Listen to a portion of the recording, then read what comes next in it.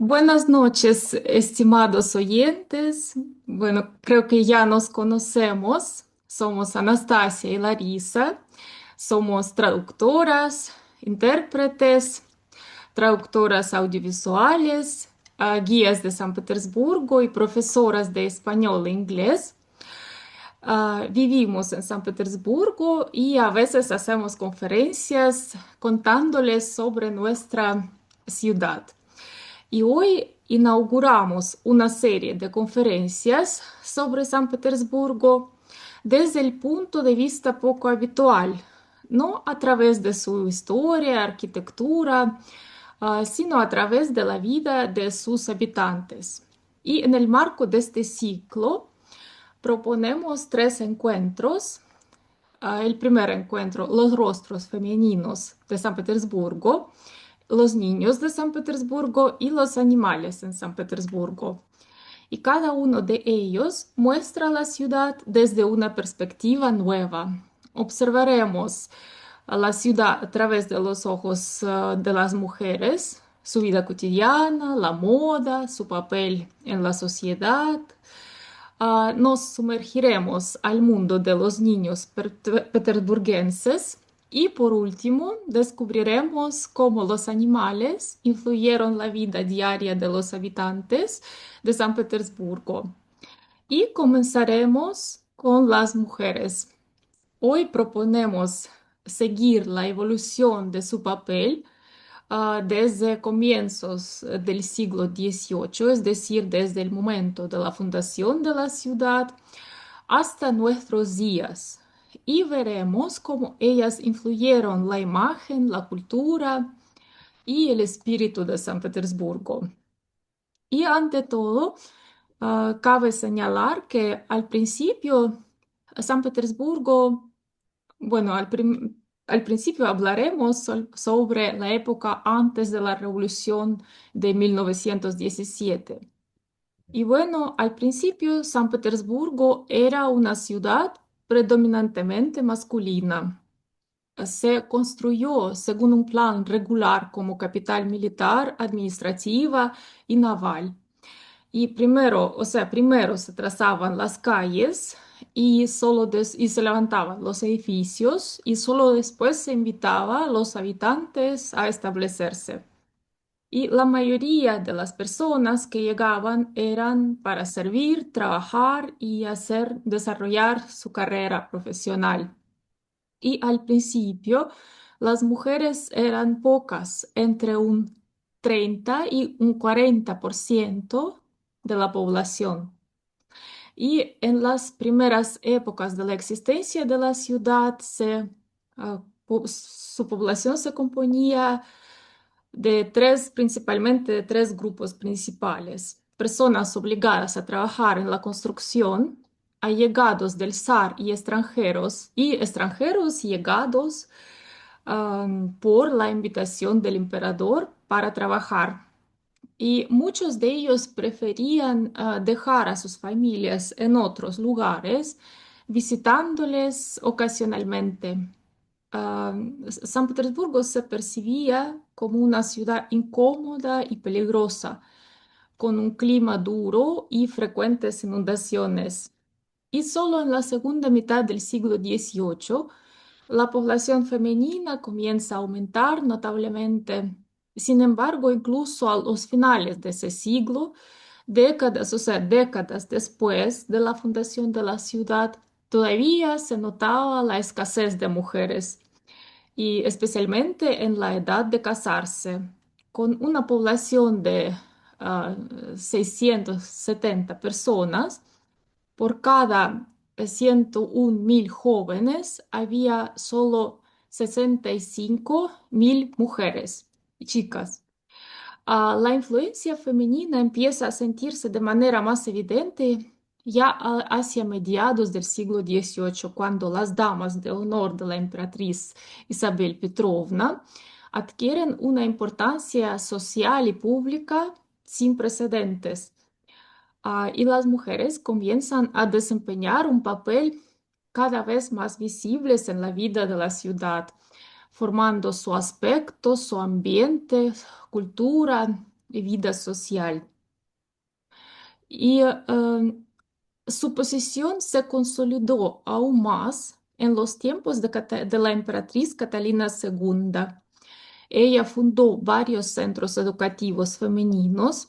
El Instituto Smolny para niñas nobles, por ejemplo, incluía educación religiosa, lengua y literatura rusa, idiomas extranjeros, francés, alemán y a veces inglés, aritmética, historia, geografía y dibujo. Además, se enseñaba música, piano y canto, danza, labores manuales, bordado, costura y nociones básicas de economía doméstica. También se fundó la escuela para hijas de burgueses, comerciantes y artesanos, donde se les enseñaban habilidades prácticas para la vida familiar y doméstica, con énfasis en las labores manuales y educación básica.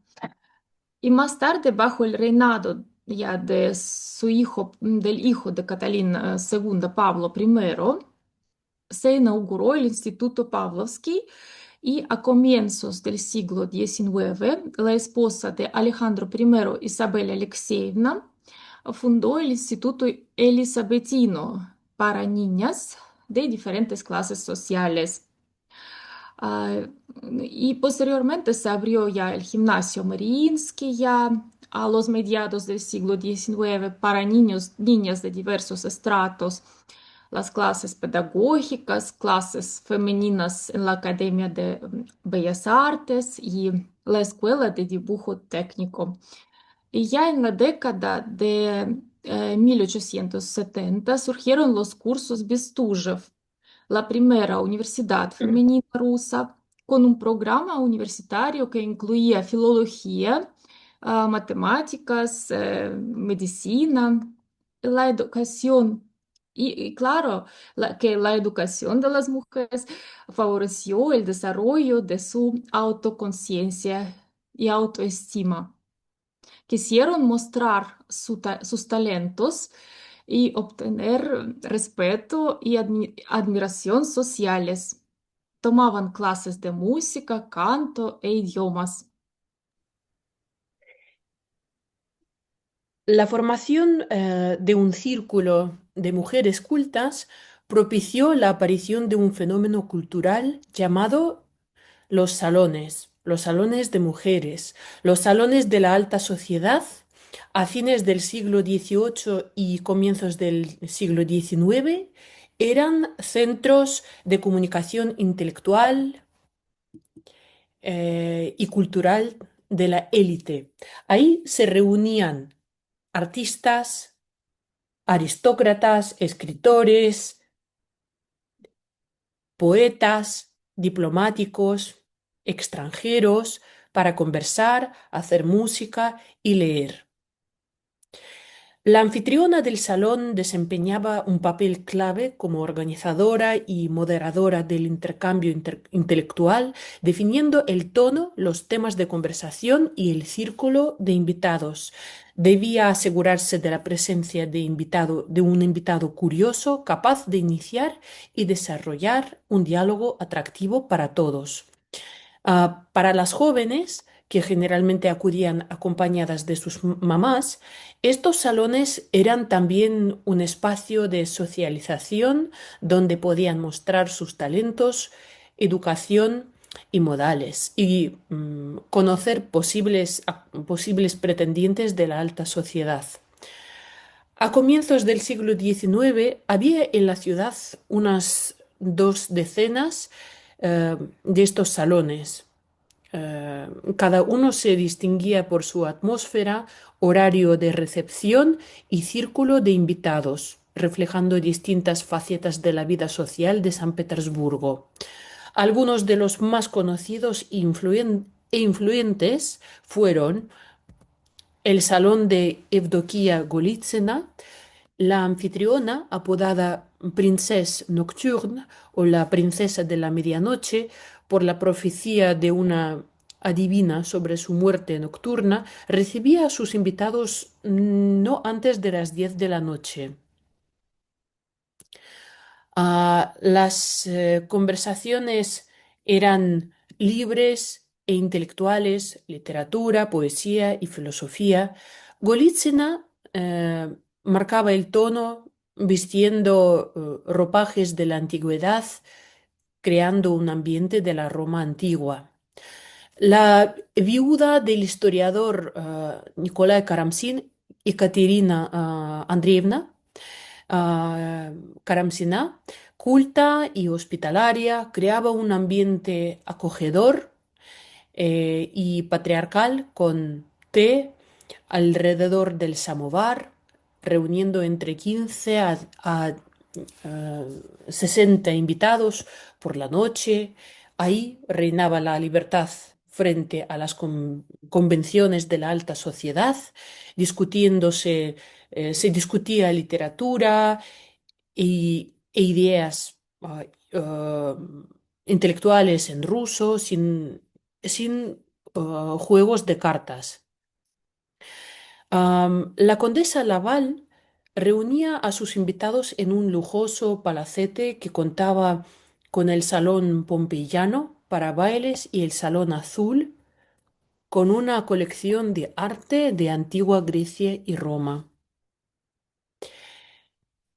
También se desarrollaron organizaciones benéficas creadas por mujeres y para mujeres. Por iniciativa de María Fiodorovna, esposa de Pablo I, se fundó la Casa de Viudas, una institución benéfica para viudas pobres de funcionarios militares y civiles, así como para sus hijas solteras. Poco después, surgió la Sociedad Patriótica Femenina Imperial, destinada a ayudar a los afectados por la Guerra Patria de 1812 contra Napoleón, incluyendo heridos, huérfanos y familias pobres. Posteriormente, esta sociedad se centró en la educación femenina. También aparecieron comunidades de hermanas de la caridad, de la misericordia, asilos y refugios. Por ejemplo, en 1843, por iniciativa de María Fyodorovna Baratinskaya, dama de honor de la emperatriz Alejandra Fyodorovna, esposa de Nicolás I, se creó la comunidad de hermanas de la caridad de Santa María Magdalena. Por su parte, Tatiana Vasilievna Pochomkina supervisaba la sección femenina del Comité de Prisiones, dedicándose a mejorar las condiciones de las reclusas, su trabajo y su rehabilitación. La princesa Olga Trubetskaya fundó la Hermandad Benéfica de San Sergio para ayudar a los pobres, a los refugios y a los enfermos, repartiendo alimentos, ropa y proporcionando asistencia médica en San Petersburgo. También existía la organización benéfica llamada La Gota de Leche, que luchaba contra la mortalidad infantil, distribuyendo leche y asesorando a madres de familias pobres. Em, para finales del siglo XIX ya existían decenas de estas instituciones con diferentes enfoques, conformando todo un sistema de ayuda a los necesitados y desfavorecidos de todas las edades y clases sociales. En cuanto al parto, las mujeres de clase alta generalmente daban a luz en casa, asistidas por obstetras privados. Para las mujeres burguesas y campesinas, desde finales del siglo XVIII se abrieron refugios de maternidad y en la segunda mitad del siglo XIX se establecieron salas de parto en las comisarías de policía con comadronas profesionales. Gracias, Nastya. Y ahora hablando del trabajo, de la labor femenina, de las profesiones, las mujeres de clases bajas generalmente se dedicaban al comercio callejero. vendían leche, pasteles, flores, comida casera. También hacían costura y bordado, trabajaban como criadas, lavanderas, cocineras, repartían revistas y calendarios. Surgieron también profesiones interesantes curiosas que hoy día ya han desaparecido. Por ejemplo, las vendedoras de arenque. Ah, Estas mujeres se levantaban antes del amanecer, compraban arenque al por mayor en mercados. Y pueden ver una de las vendedoras de arenque en el cuadro de Konstantin Makovsky, vendedora de arenque. Ah, y um, bueno, aparecen a veces, vendían arenque al aire libre, bajo cualquier tiempo, clima, a menudo con cestas o carritos, lo que podemos ver aquí en la foto, en el cuadro. También había lecheras, mujeres principalmente de la zona de Ohta. Ohta es un suburbio de San Petersburgo, una zona histórica de la ciudad.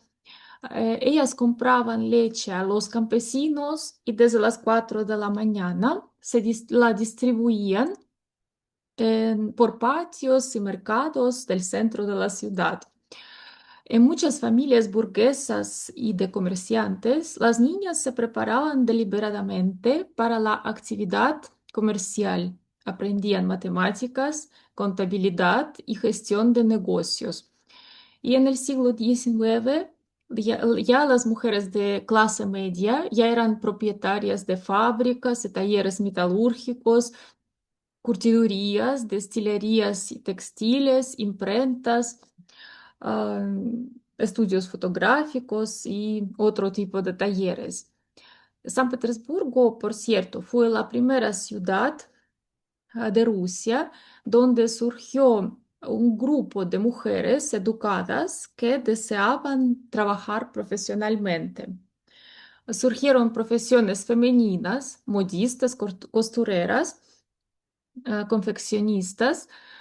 De los institutos femeninos salían educadoras y maestras. También surgía una profesión de periodistas, artistas, profesores de música y abadesas profesionales. Las mujeres comenzaron a trabajar activamente en fábricas y manufacturas. En cuanto a las mujeres de la nobleza, de las familias nobles, ellas recibían una excelente educación doméstica y se dedicaban principalmente al hogar, la crianza de los hijos y la caridad. A veces transcribían partituras musicales, editaban o traducían textos, pero lo hacían siempre en secreto y los materiales no se publicaban a su nombre, bajo su nombre.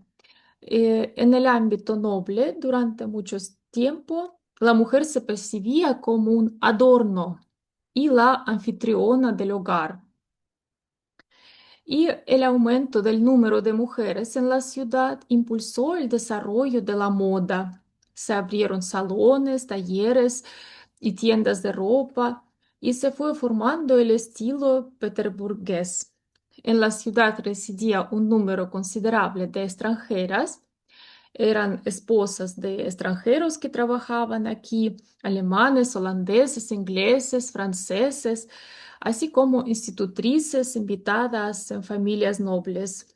Y pues claro, naturalmente que sus pupilas adoptaban su estilo sobrio, algo riguroso, tanto en la manera de vestirse como en el comportamiento, contribuyendo a la formación del modo de vida peterburgués, ah, que desde entonces hasta la actualidad conserva rasgos del estilo europeo.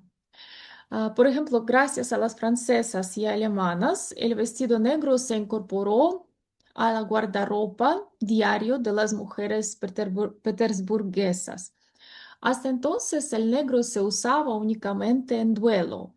En San Petersburgo todo lo relacionado con la apariencia y la ropa estaba estrictamente regulado. Las campesinas vestían el traje nacional ruso, las nobles seguían la moda europea, las maestras de los institutos, las viudas nobles, las esposas de artesanos llevaban vestidos uniformes de determinado color y corte. El atuendo de las esposas de comerciantes en el el atuendo de las esposas de comerciantes en el siglo XVIII era tradicionalmente ruso, mientras que en el siglo XIX ya combinaba elementos del vestido popular ruso con influencias europeas. Por ejemplo, en fiestas se complementaba un vestido de corte europeo con un kokoshnik, un tocado tradicional ruso para mujeres casadas. En los talleres y tiendas de seda y de mercería trabajaban modistas parisinas y especialistas en la confección de sombreros, vestidos y lencería femenina. Prestaban servicio a las emperatrices y aristócratas. Se incrementaron los matrimonios mixtos tanto de petersburguesas con extranjeros como a la inversa. Ya en el siglo XVIII aparecieron en San Petersburgo peluqueros, sastres y modistas alemanas y francesas. Y en el siglo XIX el número de tiendas femeninas en la ciudad creció considerablemente. Uno de los salones de moda más prestigiosos de San Petersburgo prerevolucionario fue la tienda Brisac. Tres generaciones de una familia francesa creaban elegantes vestidos para la alta sociedad y la familia imperial. En el taller trabajaban como 60 costureras y los vestidos ricamente decorados gozaban de enorme popularidad entre la aristocracia y personas del mundo de arte. No menos espectaculares eran los vestidos de la casa Guindus, con pieles bordados en oro, encajes, abalorios y colores atrevidos para la época, fucsia, verde, intenso y amarillo. Los lujosos vestidos de la corte también se confeccionaban en el taller de Olga Bulbenkova, especialista principal de los vestidos bordados en oro para la familia imperial. Allí se elaboraban,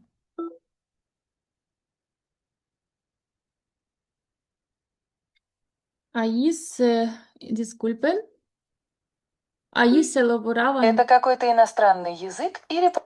uy, un momentito.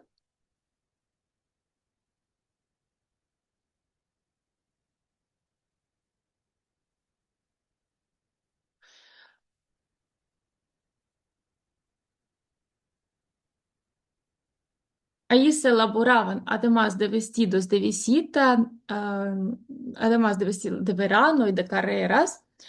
La casa Andrillo era la más accesible, pero también elegante y vestía a mujeres petersburguesas de menor rango social. Y la calle Troitskaya, hoy día esta calle se llama calle Rubinsteina, es el centro de la vida nocturna actual de San Petersburgo. Antes era una verdadera meca del vestido femenino. Según la guía Todo San Petersburgo del año 1912, de más de 120 talleres de moda en la ciudad, 41 se encontraban ahí. Y la competencia era tan intensa que las clientas recorrían los talleres buscando al mejor confeccionista y al precio más adecuado. A finales del siglo XIX comenzaron a aparecer peluquerías femeninas y una de las más populares era el Salón de Louis Guichard. También gozaba de especial renombre el Salón de Henri Delcroix, proveedor de la corte imperial donde se hacían peinados, manicura, masajes faciales y se vendían postiches, perfumes y sombreros. El calzado para la familia imperial y la alta sociedad lo fabricaba el comerciante Heinrich Weiss. Sus talleres atendían ambas capitales, o sea, Moscú y San Petersburgo, y al mismo tiempo sus botas y zapatos podían permitírselos también mujeres de clase media. Como no disponíamos de todas las fotos apropiadas, correspondientes, bueno, aquí habéis podido ver las fotos de otros sitios emblemáticos de aquella época ya fotografiados. Em, Pasemos a la época soviética. Después de la revolución, San Petersburgo, que pasó a llamarse Petrogrado y luego Leningrado, cambió radicalmente y junto con la ciudad cambió también la posición de la mujer. Desapareció el estilo de vida prerevolucionario, se diluyeron las barreras sociales y las mujeres comenzaron a incorporarse masivamente a la industria, la medicina y la educación, eh, accediendo a profesiones que antes les estaban vedadas. El Estado proclamó la igualdad de derechos, introdujo nuevas leyes familiares y fomentó la actividad social. Entre 1941 y 1944, las mujeres se convirtieron en el pilar de Leningrado. Cabe recordar que durante la Segunda Guerra Mundial la ciudad sufrió el asedio más largo y terrible de la historia de la humanidad, que duró 872 días. Las mujeres trabajaban en fábricas y hospitales, participaban en la evacuación, repartían pan y cuidaban de niños y ancianos. Las historias de mujeres salvadoras, enfermeras y trabajadoras del frente interno se convirtieron en una parte importante de la memoria del sitio de Leningrado. Hablemos de las mujeres más destacadas, bueno, unas de las mujeres más destacadas de nuestra ciudad. Y por supuesto, no podemos dejar de mencionar una de las emperadores de San Petersburgo, la figura política mm, mm, muy destacada en la historia mundial, que es Catalina II de Rusia, princesa alemana que se convirtió en emperatriz absoluta de Rusia tras un golpe de estado. Durante su reinado, San Petersburgo se convirtió no solo en un centro administrativo, sino también en la capital intelectual del imperio. Apoyó la ciencia, la filosofía y la educación, mantuvo correspondencia con pensadores de Europa y contribuyó jolín, o sea, deliberadamente a formar la imagen de una capital ilustrada. Fue Catalina II quien dio origen al famoso museo, el Hermitage, el Hermitage, fundado en 1764. Am, Ella fue la que adquirió pinturas, esculturas y arte antiguo y empezó a formar una de las mayores colecciones de Europa. Patrocinó la Academia de las Ciencias, la Academia de las Artes, y la apertura de nuevas instituciones educativas como por ejemplo el Instituto Smolny para nobles doncellas. Am, en general, durante su época se sentaron las bases de un sistema educativo estructurado, incluyendo la educación femenina, institutos para niñas nobles, bajo su reinado, la ciudad también se construyó muy activamente en estilo neoclásico, em, adquiriendo un aspecto armónico y sobrio. Por aquí tenemos las fotos de la Catedral de Kazán, el Senado, la Catedral de San Isaac, em, el Almirantazgo abajo en el centro y, Larisa, ayúdame, Táurico, el Palacio Táurico, si no me equivoco, a la derecha abajo. Viene también a la mente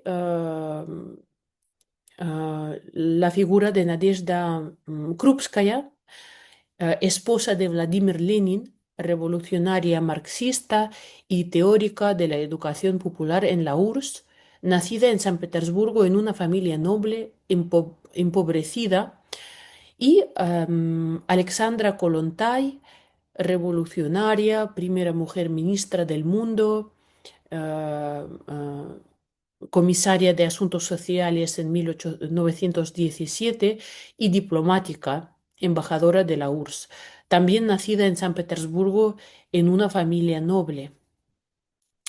Un ejemplo destacado en la ciencia es Sofía Kovalevskaya, matemática, primera mujer en el mundo en obtener un doctorado en filosofía y ser profesora de matemáticas y miembro corresponsal de la Academia de Ciencias de San Petersburgo.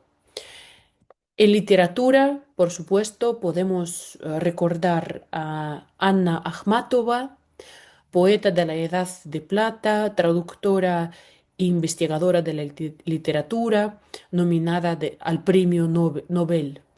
La Edad de Plata fue el periodo de esplendor de la cultura rusa a finales del siglo XIX y principios del siglo XX, época del modernismo con simbolismo, acmeísmo y futurismo en literatura, teatro y arte. San Petersburgo fue el principal centro de la Edad de Plata, con salones literarios, cabarets y asociaciones creativas.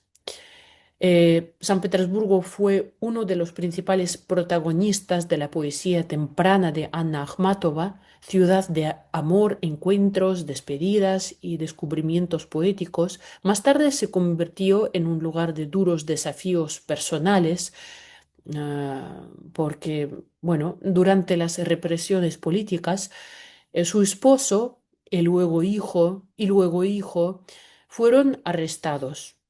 Esta experiencia inspiró su poema Requiem. El libro está disponible en español, por ejemplo, en Amazon.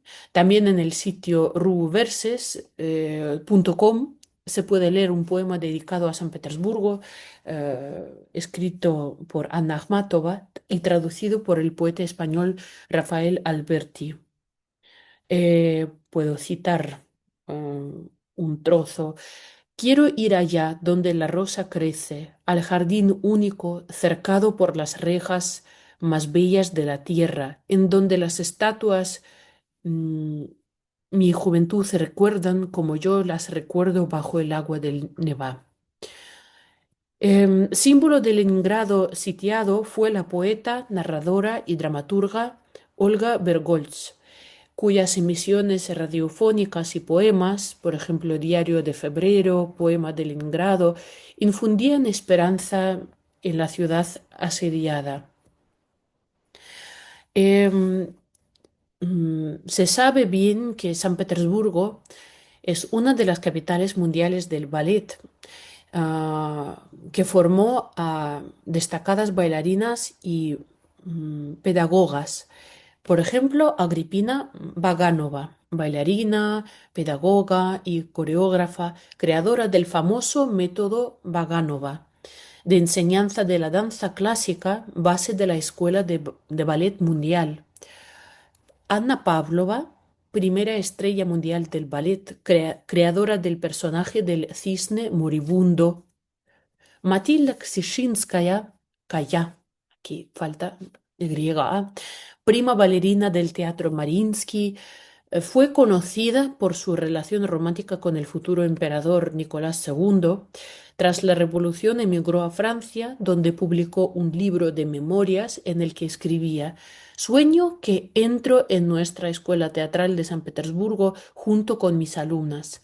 El libro se publicó por primera vez en París en 1960 en francés con el título Souvenirs de la Ksishinskaya. Posteriormente fue traducido al inglés y al ruso. Lamentablemente, hasta donde sabemos, no existe una versión en español. Si les interesa la historia de la vida de la bailarina, pueden ver la película del año 2017 del director ruso Alexei Uchitil, disponible en Internet en español. La película provocó una amplia polémica, ya que muestra la relación romántica entre el futuro emperador Nicolás II y la bailarina, y Nicolás II es un santo canonizado. Esto dio lugar a protestas y a demandas de prohibición del filme.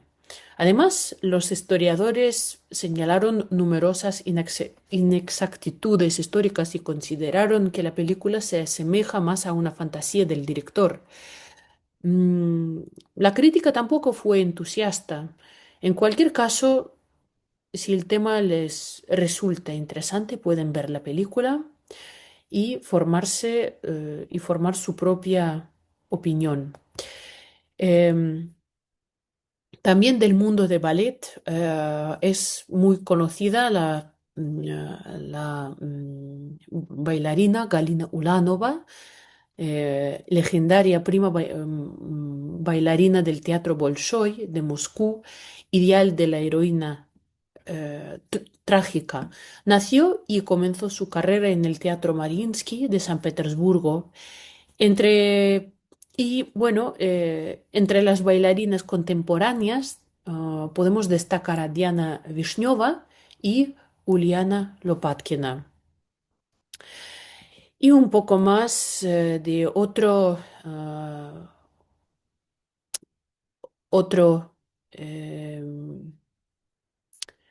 tipo de arte que que es la ópera. Em, Perdón, un segundito.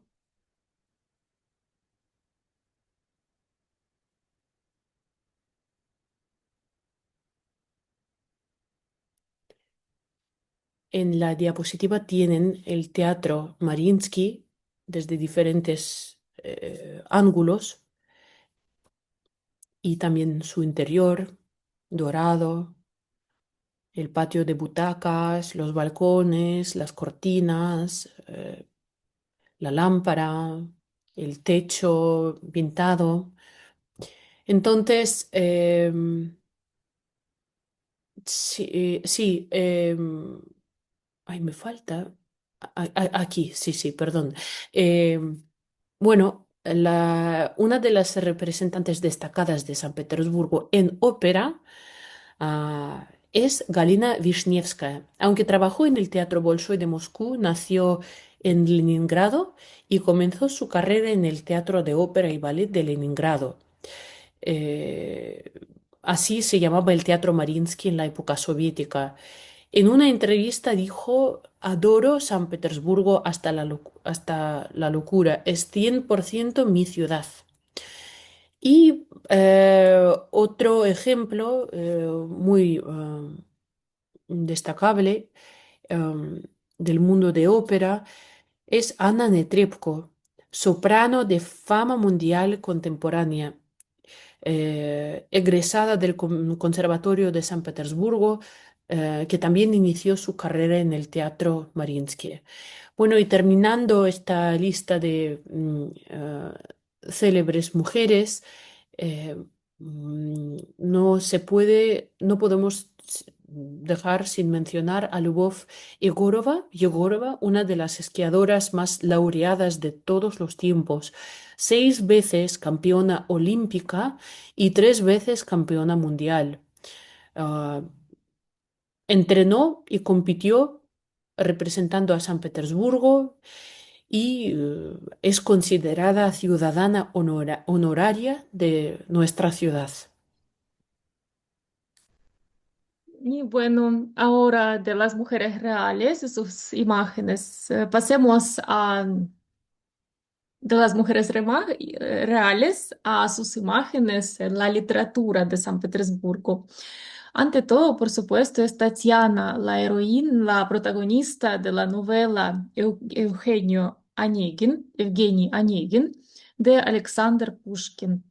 Al comienzo de la obra, Tatiana aparece como una joven provinciana ingenua y hacia el final se transforma en una típica dama de la alta sociedad petersburguesa de la época de Pushkin. Y San Petersburgo se convierte en el espacio de su transformación, simbolizando el conflicto entre la sinceridad interior y el rígido protocolo social. En Sonia Marmeladova, de la novela Crimen y Castigo de Fyodor Dostoyevsky, es un símbolo de pureza espiritual y sacrificio en el sombrío mundo petersburgués de la pobreza y la decadencia moral. Anna Karenina, en la novela de León Tolstoy, encarna la tragedia de una mujer de la alta sociedad petersburguesa donde los errores femeninos no son perdonados. Todas estas obras están traducidas al español, por lo que pueden ah, encontrarse fácilmente en librerías, bibliotecas y en algunos casos en Internet. Y, por ejemplo, Anna Karenina. Hay varias versiones de esta película dirigidas por los directores extranjeros. También pueden ver estas películas. Y existe también una imagen especialmente interesante en la poesía de la Edad de Plata, ah, la desconocida. Es la figura central de la lírica del poeta Alexander Blok. Aparece entre la niebla de un suburbio petersburgués como una visión velada, con plumas en el sombrero, elegante e inalcanzable, en contraste con un restaurante vulgar, los borrachos y la gente poco culta. No pertenece al mundo real. El poeta quiere subrayar que no pertenece al mundo real, al igual que el propio San Petersburgo, una ciudad situada entre la vigilia y el sueño. El poema La desconocida puede encontrarse en español en el sitio, también en el sitio ruverses.com, en la traducción del reconocido traductor español Rafael Ruiz de la Cuesta. Y ahora hablemos un poco sobre las imágenes femeninas en la arquitectura y escultura de San Petersburgo. Las imágenes femeninas están presentes en la arquitectura de San Petersburgo por todas partes, aunque es imposible enumerarlas todas. Mencionaremos solo algunos ejemplos. Por ejemplo, el monumento de a Catalina II en la Plaza Ostrovsky simboliza la época del absolutismo ilustrado y el apogeo del Imperio ruso bajo su reinado. La alegoría del río Neva, otra imagen. El Neva es el río principal de la ciudad y, digamos, su alma en el sentido simbólico aparece junto a una de las columnas rostrales, representando una figura femenina, representada como una figura femenina con un remo. Las diosas antiguas Atenea, Poliada y Pallada decoran la puerta de Pedro de la fortaleza de San Pedro y San Pablo La primera con un espejo y una serpiente personifica la sabiduría. Y la segunda con armadura y una salamandra simboliza la victoria. La Venus Calipigia en el Parque de Pavlovsk y la escultura del Jardín de Venus en el Parque Inferior de Peterhof reflejan los cánones de belleza de antigua Grecia y Roma, mientras que las musas en el carro de Apolo sobre el techo del teatro Alexandrinsky simbolizan el arte. También son frecuentes las cariátides, son figuras escultóricas femeninas que constituyen columnas o sostienen columnas, sustituyen columnas o pilastras y que pueden verse en muchas fachadas de la ciudad. En cuanto a la época soviética, ah, las diosas antiguas y las alegorías clásicas dan paso a nuevas formas e imágenes.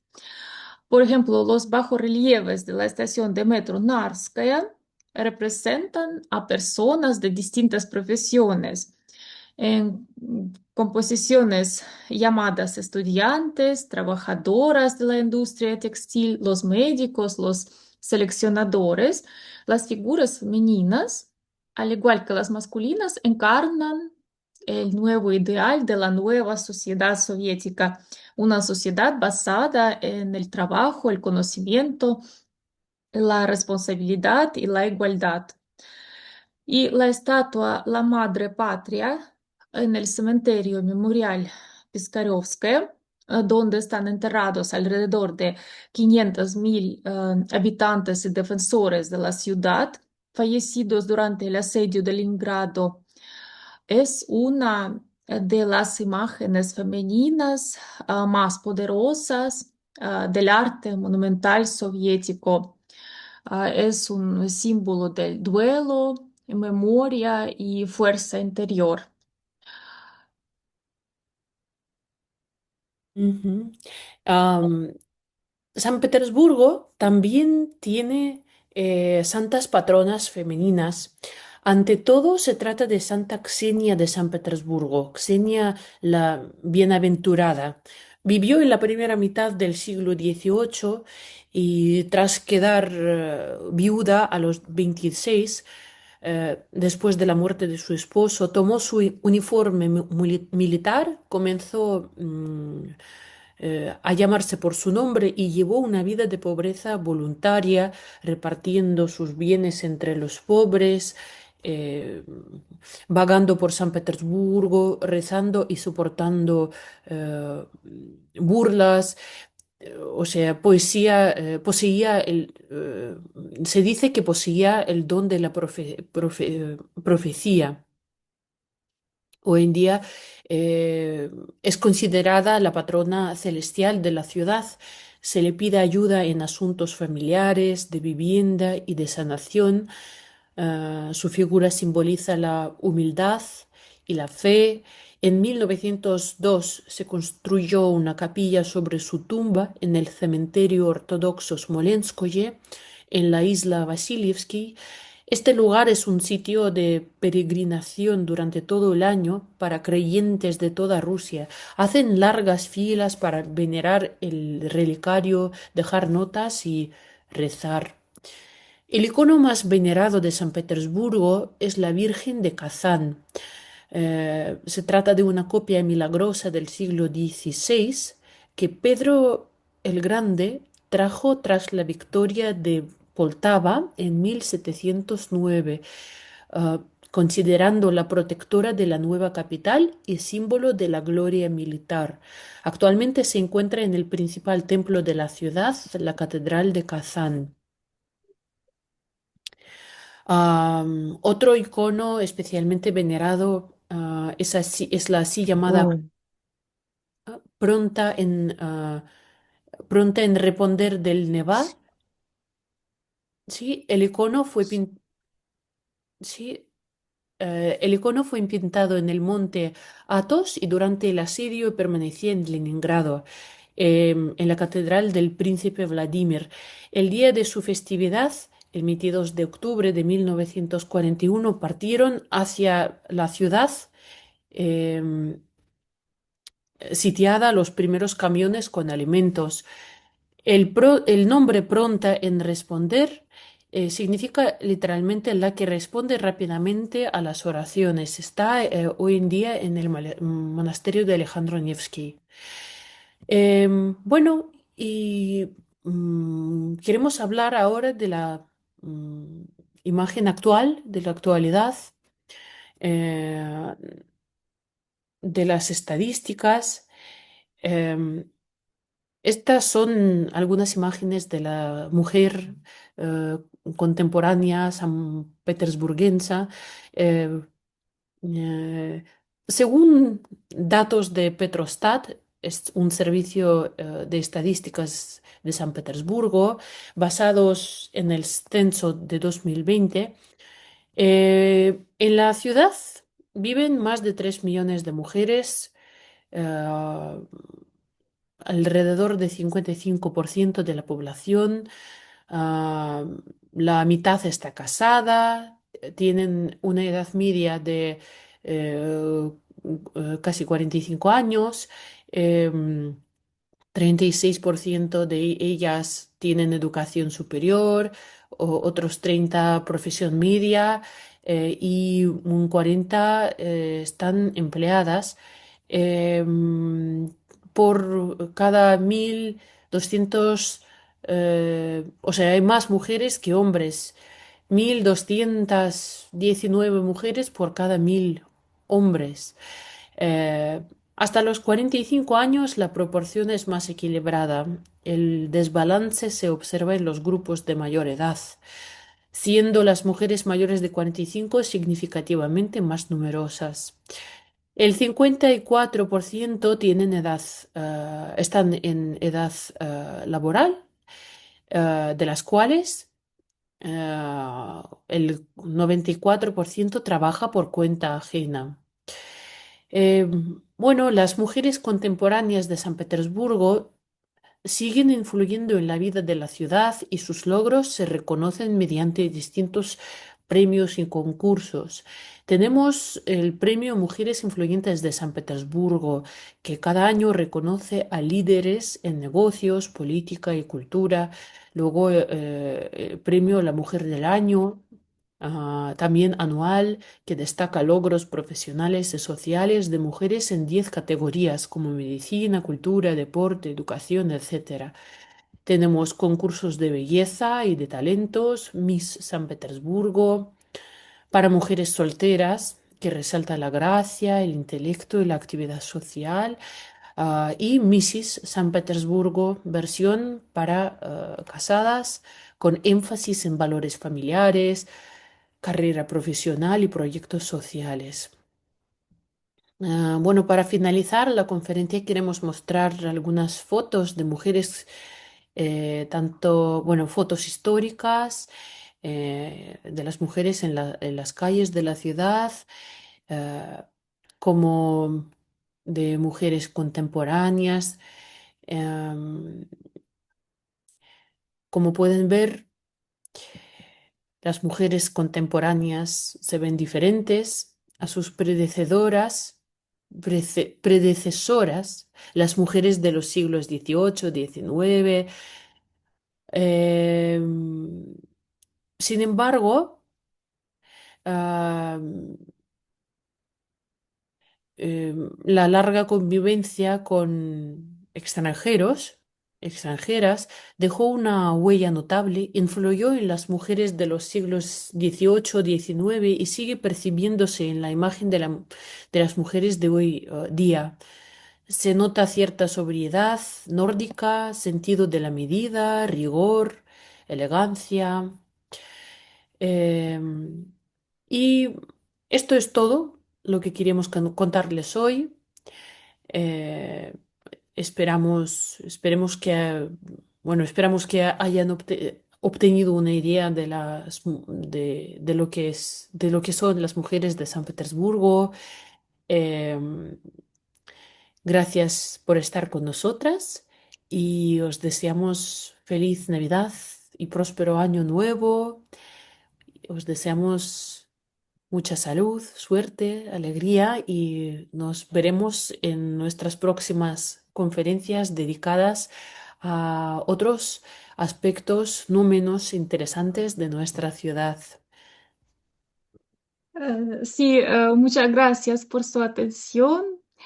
Les deseamos que sean muy felices en el año que viene. Les deseamos diferentes éxitos, suerte, alegría y todo lo mejor en todos los sentidos. Muchas gracias.